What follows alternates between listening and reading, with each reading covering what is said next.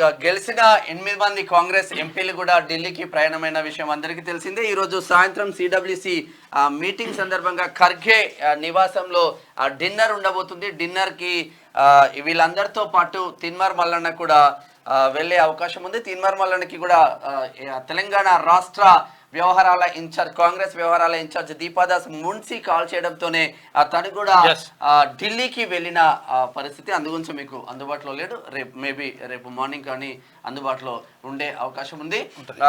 తెలంగాణ ప్రజలు మీరు చూపించిన ఆధార అభిమానులతో ఉమ్మడి 3 జిల్లాల పట్టభద్రుల విజయమే ఈ రోజు తిన్మార్ మల్లన్న శాసన మండలిలో కూర్చున్నాడు. Thank you so much. అందరికీ నిజంగా నమస్కారం, ధన్యవాదాలు. తర్వాత రేపు ఎన్డీఏ ప్రభుత్వం మరోసారి అధికారం చేపట్టబోతా ఉంది. తర్వాత ప్రధానిగా మూడోసారి నరేంద్ర మోడీ బాధ్యతలు చేపట్టనున్నారు. తర్వాత దానికి సంబంధించినటువంటి కథా కమావేశం అంతా కూడా నడుస్తూ ఉంది. ఎన్డీఏ మిత్రపక్షాలతో అటు తెలుగుదేశం పార్టీ, జనసేన, తర్వాత అక్కడ జేడీయూ, ఈ మిత్రపక్షాలన్నింటితోటి నిన్న సమావేశమైనరు ప్రధానమంత్రి నరేంద్ర మోడీ.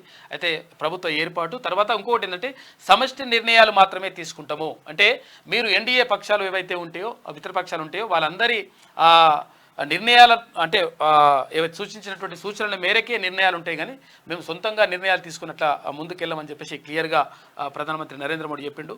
ఎన్డీఏ ప్రభుత్వం రేపు అంటే మరోసారి ప్రధానమంత్రిగా రేపు నరేంద్ర మోడీ రేపు సాయంత్రం ఎన్డీఏలో మాత్రం కీలకంగా నితీష్ కుమార్, మన పక్క రాష్ట్రం ఉమ్మడి ఆంధ్రప్రదేశ్ మాజీ సీఎం, ఇప్పుడు ప్రస్తుత సీఎం అనుకోండి. చాలా విషయాలు మనం చర్చించుకోవాలి. ఎందుకంటే ఇక కాళేశ్వరం కథ ఏంది, తర్వాత అక్కడికి పోయిన తర్వాత ఏం జరుగుతుంది, ఇవో చాలా విషయాలు ఉన్నాయి. ఇంకా ముందుగా